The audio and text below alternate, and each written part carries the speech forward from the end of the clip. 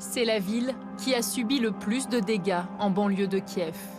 Les autorités ukrainiennes craignent un bilan humain catastrophique, même s'il est encore trop tôt pour établir le nombre exact de morts.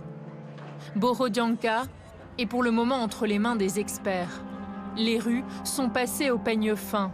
Des munitions sont retrouvées. Elles sont là, regardez. Ah, les vois. Là, c'est juste un morceau de munition. Ce missile peut survoler 90 km. En fait, nous menons toutes les vérifications sur les crimes. Ils ont visé des civils avec des bombes à sous-munitions. Ils ont commis aussi des crimes sexuels ici.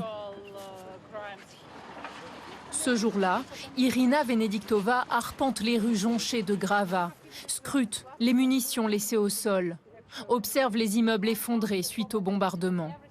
Elle est la procureure générale de l'Ukraine. Un lourd dispositif de sécurité a été mis en place pour sa venue, car sa mission est des plus délicates. La magistrate traque les crimes de guerre. C'est une stratégie de l'armée russe. C'est leur stratégie de guerre. Ils l'ont fait en Tchétchénie, ils l'ont fait en Géorgie, ils l'ont fait en Syrie. Ils veulent terrifier les civils pour conduire à une capitulation. Le président Poutine a parlé de dénazification. Ça signifie que toutes les personnes qui ne veulent pas se soumettre aux volontés de troupes russes doivent être tuées. Les bâtiments éventrés parlent d'eux-mêmes, mais ces spécialistes du crime ont convié la presse internationale. Ils tiennent à montrer comment ils travaillent et recueillent des preuves d'exaction. À leur côté, un avocat britannique spécialiste des droits de l'homme. Il connaît parfaitement le terrain. Pour lui, les Russes savaient qu'aucune structure militaire ne se trouvait à Borodianka. Ils visaient donc des civils. Je viens de voir une résidence bombardée sur la route. C'était une crèche. Il n'y a aucune preuve qu'il y avait des militaires dans cette garderie.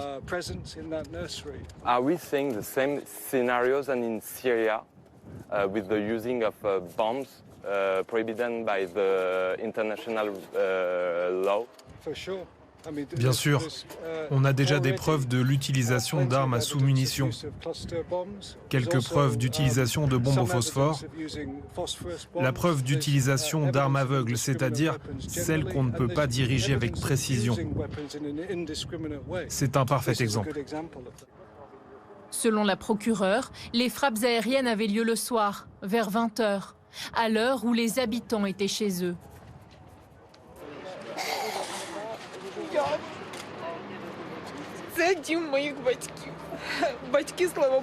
C'est l'immeuble de mes parents. Heureusement, ils ont été épargnés. J'ai grandi ici. Ce que j'ai pu voir sur les photos, c'est une chose. Mais le voir en vrai, c'est un cauchemar. J'aimerais qu'on me pince pour me réveiller. Ses parents ont été évacués la veille du bombardement de leur immeuble. Mais cette habitante reste sans nouvelles des voisins qui s'étaient abrités dans la cave de la tour. Rien qu'aujourd'hui, on a compté 26 cadavres. Nous avons déblayé 2 immeubles et ce n'est que le début. Nous n'avons pas encore extrait les corps de ces immeubles-là. Venez par ici. Là, en haut, vous voyez le casque de mon collègue? À cet endroit-là, on va faire tomber un bloc, car ça risque de s'écrouler. Irina Venediktova est déterminée à ce que chaque exaction soit jugée par des tribunaux locaux ou internationaux. Sur la place principale de Borodianka, la statue de l'écrivain Taras Shevchenko a reçu une balle en pleine tête.